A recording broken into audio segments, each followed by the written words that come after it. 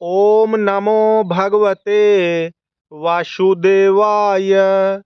श्रीमद् भागवत महापुराण के दशम स्कंध में शिशुपाल के साथी राजाओं की ओर रुक्मी की हार तथा श्री कृष्ण रुक्मिणी का विवाह, इस कथा को सुनाते हुए श्री सुखदेव जी कहते हैं, परीक्षित, इस प्रकार कह सुनकर सब के सब राजा क्रोध से आग बबला हो उठे और कवच पहनकर अपने अपने वाहनों पर सवार हो गए। अपनी अपनी सेना के साथ सब धनुष ले लेकर भगवान श्री कृष्ण के पीछे दौड़े। राजन, जब यदुवंशियों के सेनापतियों ने देखा कि शत्रु दल हम पर चढ़ा आ रहा है, तब उन्होंने भी अपने अपने धनुष का टंकार किया और घूमकर उनके सामने डट गए। जरासंध की सेना के लोग कोई घोड़े पर, कोई हाथी पर, तो कोई रथ पर चढ़े हुए थे। वे सभी धनुर्वेद के बड़े मर्मज्ञ थे। वे यदुवंशियों पर इस प्रकार बाणों की वर्षा करने लगे, मानो दल के दल बादल पहाड़ों पर मूसलाधार पानी बरसा रहे हों। परम सुंदरी रुक्मिणी जी ने देखा कि उनके पति श्री कृष्ण की सेना बाण वर्षा से ढक गई है। तब उन्होंने लज्जा के साथ भयभीत नेत्रों से भगवान श्री कृष्ण के मुख की ओर देखा। भगवान ने हंसकर कहा, सुंदरी, डरो मत। तुम्हारी सेना अभी तुम्हारे शत्रुओं की सेना को नष्ट किए डालती है। इधर गद और संकर्षण आदि यदुवंशी वीर अपने शत्रुओं का पराक्रम और अधिक न सह सके। वे अपने बाणों से शत्रुओं के हाथी, घोड़े तथा रथों को छिन्न भिन्न करने लगे। उनके बाणों से रथ, घोड़े और हाथियों पर बैठे विपक्षी वीरों के कुंडल, किरीट और पगड़ियों से सुशोभित करोड़ों सिर, खड्ग, गदा और धनुष युक्त हाथ, पहुंचे, जांघें और पैर कट कट कर पृथ्वी पर गिरने लगे। इसी प्रकार घोड़े, खच्चर, हाथी, ऊंट, गधे और मनुष्यों के सिर भी कट कट कर रणभूमि में लौटने लगे। अंत में विजय की सच्ची आकांक्षा वाले यदुवंशियों ने शत्रुओं की सेना तहस नहस कर डाली। जरासंध आदि सभी राजा युद्ध से पीठ दिखाकर भाग खड़े हुए। उधर शिशुपाल अपनी भावी पत्नी के छिन जाने के कारण मरणासन सा हो रहा था। न तो उसके हृदय में उत्साह रह गया था और न तो शरीर पर कांति ही। उसका मुंह सूख रहा था। उसके पास जाकर जरासंध कहने लगा, शिशुपाल जी, आप तो एक श्रेष्ठ पुरुष हैं। यह उदासी छोड़ दीजिए, क्योंकि राजन, कोई भी बात सर्वदा अपने मन के अनुकूल ही हो या प्रतिकूल ही हो, इस संबंध में कुछ स्थिरता किसी भी प्राणी के जीवन में नहीं देखी जाती। जैसे कठपुतली बाजीगर की इच्छा के अनुसार नाचती है, वैसे ही यह जीव भी भगवत इच्छा के अधीन रहकर सुख और दुख के संबंध में यथाशक्ति चेष्टा करता रहता है। देखिए, श्री कृष्ण ने मुझे 23 अक्षौहिणी सेनाओं के साथ 17 बार हरा दिया। मैंने केवल एक बार, 18वीं बार उन पर विजय प्राप्त की।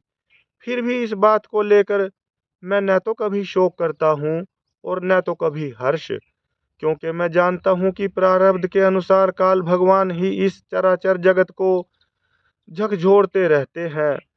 इसमें संदेह नहीं कि हम लोग बड़े बड़े वीर सेनापतियों के भी नायक हैं।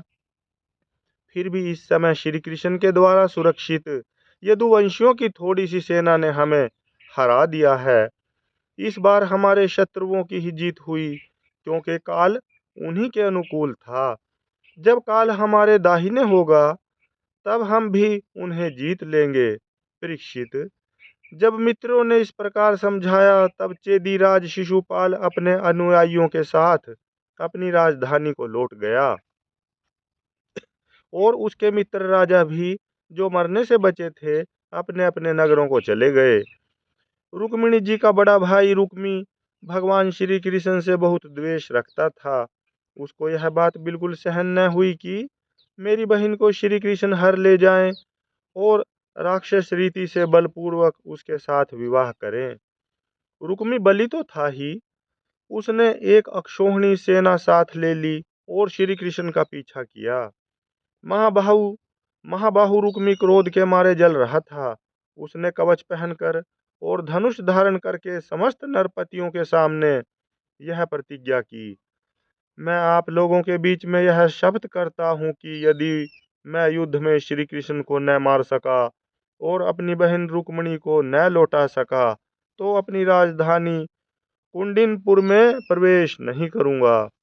परीक्षित, यह कहकर वह रथ पर सवार हो गया और सारथी से बोला, जहां श्री कृष्ण हो वहां शीघ्र से शीघ्र मेरा रथ ले चलो। आज मेरा उसी के साथ युद्ध होगा। आज मैं अपने तीखे बाणों से उस खोटी बुद्धि वाले ग्वाले के बलवीर्य का घमंड चूर चूर कर दूंगा। देखो तो उसका साहस, वह हमारी बहन को बलपूर्वक हर ले गया है। परीक्षित, रुक्मी की बुद्धि बिगड़ गई थी। वह भगवान के तेज प्रभाव को बिल्कुल नहीं जानता था। इसी से इस प्रकार बहक बहक कर बातें करता हुआ वह एक ही रथ से श्री कृष्ण के पास पहुंचकर ललकारने लगा, खड़ा रह, खड़ा रह। उसने अपने धनुष को बलपूर्वक खींचकर भगवान श्री कृष्ण को 3 बाण मारे और कहा, एक क्षण मेरे सामने ठहर। यदुवंशियों के कुलकलंक, जैसे कौवा होम की सामग्री चुरा कर उड़ जाए, वैसे ही तू मेरी बहन को चुरा कर कहाँ भागा जा रहा है। अरे मंद, तू बड़ा मायावी और कपट युद्ध में कुशल है। आज मैं तेरा सारा गर्व खर्व किए डालता हूँ। देख, जब तक मेरे बाण तुझे धरती पर सुला नहीं देते, उसके पहले ही इस बच्ची को छोड़कर भाग जा। रुक्मी की बात सुनकर भगवान श्री कृष्ण मुस्कुराने लगे। उन्होंने उसका धनुष काट डाला और उस पर 6 बाण छोड़े। साथ ही भगवान श्री कृष्ण ने 8 बाण उसके 4 घोड़ों पर और 2 सारथी पर छोड़े और 3 बाणों से उसके रथ की ध्वजा को काट डाला। तब रुक्मी ने दूसरा धनुष उठाया और भगवान श्री कृष्ण को 5 बाण मारे। उन बाणों के लगने पर उन्होंने उसका वह धनुष भी काट डाला। रुक्मी ने इसके बाद एक और धनुष लिया, परंतु हाथ में लेते ही लेते अविनाशी अच्युत ने उसे भी काट डाला। इस प्रकार रुक्मी ने परिघ, पट्टिश, शूल, ढाल, तलवार, शक्ति और तोमर जितने अस्त्र शस्त्र उठाए, उन सभी को भगवान ने प्रहार करने के पहले ही काट डाला। अब रुक्मी क्रोधवश हाथ में तलवार लेकर भगवान श्री कृष्ण को मार डालने की इच्छा से रथ से कूद पड़ा और इस प्रकार उनको उनकी ओर झपटा जैसे पतिंगा आग की ओर लपकता है। जब भगवान ने देखा कि रुक्मी मुझ पर चोट करना चाहता है, तब उन्होंने अपने बाणों से उसकी ढाल तलवार को तिल तिल करके काट दिया और उसको मार डालने के लिए हाथ में तीखी तलवार निकाल ली। जब रुक्मिणी जी ने देखा कि ये तो हमारे भाई को अब मार ही डालना चाहते हैं, तब वे भय से विह्वल हो गईं और अपने प्रियतम पति भगवान श्री कृष्ण के चरणों पर गिरकर करुण स्वर में बोली, देवताओं के भी आराध्य देव, जगतपते, आप योगेश्वर हैं। आपके स्वरूप और इच्छाओं को कोई जान नहीं सकता। आप परम बलवान हैं, परंतु कल्याण स्वरूप भी तो हैं। प्रभो, मेरे भैया को मारना आपके योग्य काम नहीं है। श्री सुखदेव जी कहते हैं, रुक्मिणी जी का एक एक अंग भय के मारे थर थर कांप रहा था। शोक की प्रबलता से मुंह सूख गया था, गला रूंध गया था। आतुरतावश सोने का हार गले से गिर पड़ा था और इसी अवस्था में वे भगवान के चरण कमल पकड़े हुए थीं। परम दयालु भगवान उन्हें भयभीत देखकर करुणा से द्रवित हो गए। उन्होंने रुक्मी को मार डालने का विचार छोड़ दिया। फिर भी रुक्मी उनके अनिष्ट की चेष्टा से विमुख न हुआ। तब भगवान श्री कृष्ण ने उसको उसी के दुपट्टे से बांध दिया और उसकी दाढ़ी मूछ तथा केश कई जगह से मुड़कर उसे कुरूप बना दिया। तब तक यदुवंशी वीरों ने शत्रु की अद्भुत सेना को तहस नहस कर डाला, ठीक वैसे ही जैसे हाथी कमल वन को रौंद डालता है। फिर वे लोग उधर से लौटकर श्री कृष्ण के पास आए तो देखा कि रुक्मी दुपट्टे से बंधा हुआ अधमरी अवस्था में पड़ा हुआ है। उसे देखकर सर्वशक्तिमान भगवान बलराम जी को बड़ी दया आई और उन्होंने उसके बंधन खोलकर उसे छोड़ दिया तथा श्री कृष्ण से कहा, कृष्ण, तुमने यह अच्छा नहीं किया। यह निंदित कार्य हम लोगों के योग्य नहीं है। अपने संबंधी की दाढ़ी मूछ मूड़कर उसे कुरूप कर देना, यह तो एक प्रकार का वध ही है। इसके बाद बलराम जी ने रुक्मिणी को संबोधन करके कहा, साध्वी, तुम्हारे भाई का रूप विकृत कर दिया गया है, यह सोचकर हम लोगों से बुरा न मानना, क्योंकि जीव को सुख दुख देने वाला कोई दूसरा नहीं है, उसे तो अपने ही कर्म का फल भोगना पड़ता है।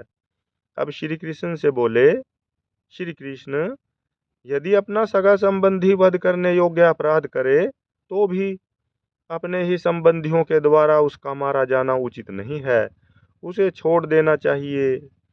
वह तो अपने अपराध से ही मर चुका है, मरे हुए को फिर क्या मारना। फिर रुक्मिणी जी से बोले, साध्वी, ब्रह्मा जी ने क्षत्रियों का धर्म ही ऐसा बना दिया है कि सगा भाई भी अपने भाई को मार डालता है, इसलिए यह छात्र धर्म अत्यंत घोर है। इसके बाद श्री कृष्ण से बोले, भाई कृष्ण, यह ठीक है कि जो लोग धन के नशे में अंधे हो रहे हैं और अभिमानी हैं, वे राज्य, पृथ्वी, पैसा, स्त्री, मान, तेज अथवा किसी और कारण से अपने बंधुओं का भी तिरस्कार कर दिया करते हैं। अब वे रुक्मिणी जी से बोले, साध्वी, तुम्हारे भाई बंधु समस्त प्राणियों के प्रति दुर्भाव रखते हैं, हमने उनके मंगल के लिए ही उनके प्रति दंड विधान किया है, उसे तुम अज्ञानियों की भांति अमंगल मान रही हो, यह तुम्हारी बुद्धि की विषमता है। देवी, जो लोग भगवान की माया से मोहित होकर देह को ही आत्मा मान बैठते हैं, उन्हीं को ऐसा आत्म मोह होता है कि यह मित्र है, यह शत्रु है और यह उदासीन है। समस्त देहधारियों की आत्मा एक ही है और कार्य कारण से माया से उसका कोई संबंध नहीं है। जल और घड़ा आदि उपाधियों के भेद से जैसे सूर्य, चंद्रमा आदि प्रकाश युक्त पदार्थ और आकाश भिन्न भिन्न मालूम पड़ते हैं, परंतु हैं एक ही, वैसे ही मूर्ख लोग शरीर के भेद से आत्मा का भेद मानते हैं। यह शरीर आदि और अंत वाला है, पंचभूत, पंच प्राण, तन्मात्रा और त्रिगुण ही इसका स्वरूप है।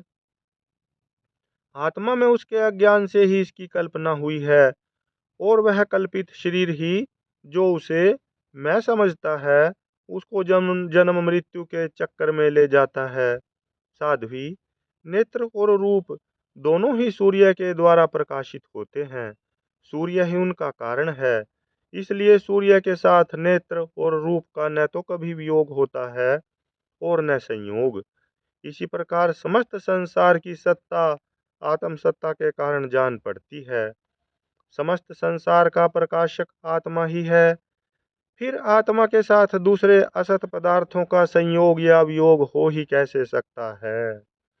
जन्म लेना, रहना, बढ़ना, बदलना, घटना और मरना, ये सारे विकार शरीर के ही होते हैं, आत्मा के नहीं।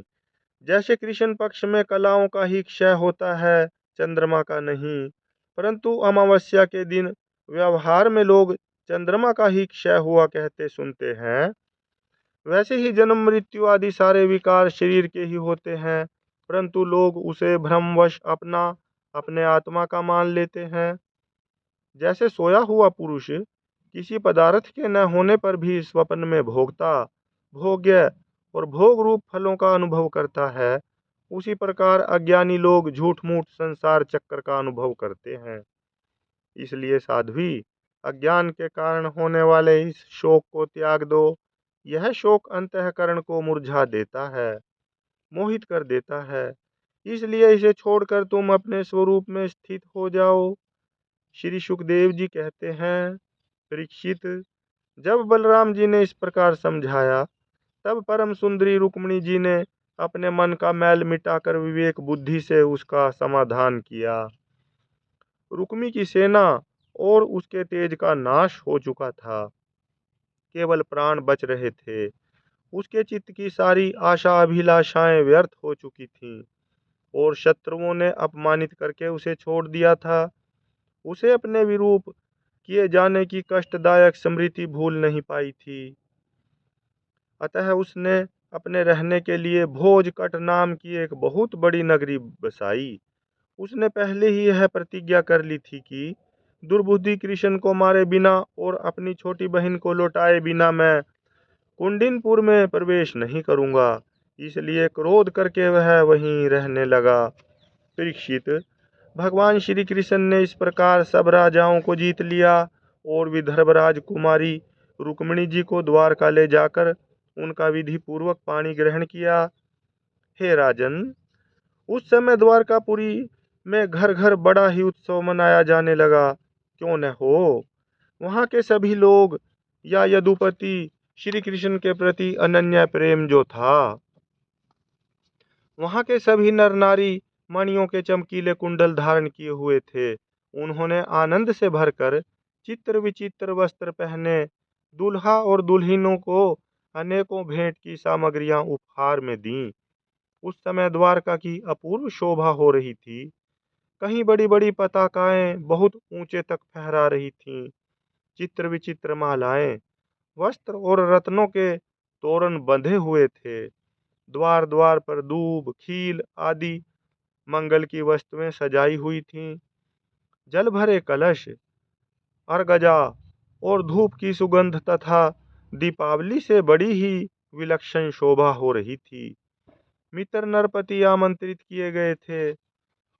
उनके मतवाले हाथियों के मध्य से द्वारका की सड़क और गलियों का छिड़काव हो गया था।